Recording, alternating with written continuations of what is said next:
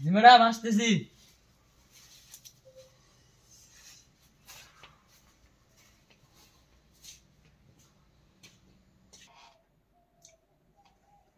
করিম এদিকে আয় তো। এই করিম। জি ম্যাডাম আসতেছি। তাড়াতাড়ি আয়। কি রে তোর এত সময় লাগে কাজতে? বলেন ম্যাডাম। কি রে তোর কত সময় ধরে ডাকতেছি, এত সময় লাগে আসতে? এই একটু কাজ। ম্যাডাম এইগুলো কি করতেছেন ম্যাডাম? ম্যাডাম এগুলো ঠিক না ম্যাডাম।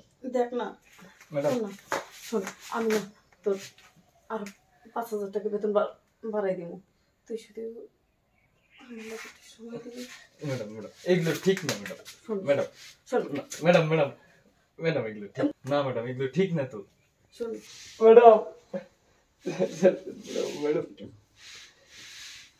চুপ। ম্যাডাম আপনার বাড়িতে কাজ করে দেখে আপনি যা বলবেন তাই আমি শুনবো নাকি? অবশ্যই তুই আমার কাজের ছিলাম, যা বলবো তুই তাই করবি। কাজের ছেলে তাই কি হয়েছে? তোর বেতন দেই না? তাই কি হয়েছে? তোর মাস শেষে বেতন দেই না আমি? বেতন দেন।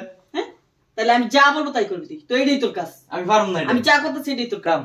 আমি গরিব মানুষ, আপনার বাড়িতে কাজ করে খাই। আমি গরিব বলে কি মানুষ না? আমার মান সম্মান নাই? আমি তোর বেতন দেই না? বেতন দেন ঠিক আছে ম্যাডাম। আর এটা করলে তো কেমন কোনো মহাভারত অসহ্য হয়ে যাবে না?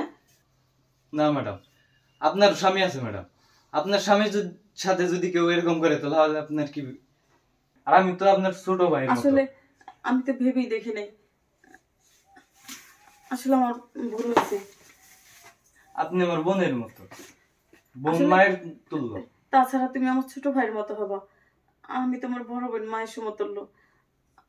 আমি যা করছি আমার ভুল লেগে আমি অনুতপ্ত, তুমি আমার মাফ করে দাও।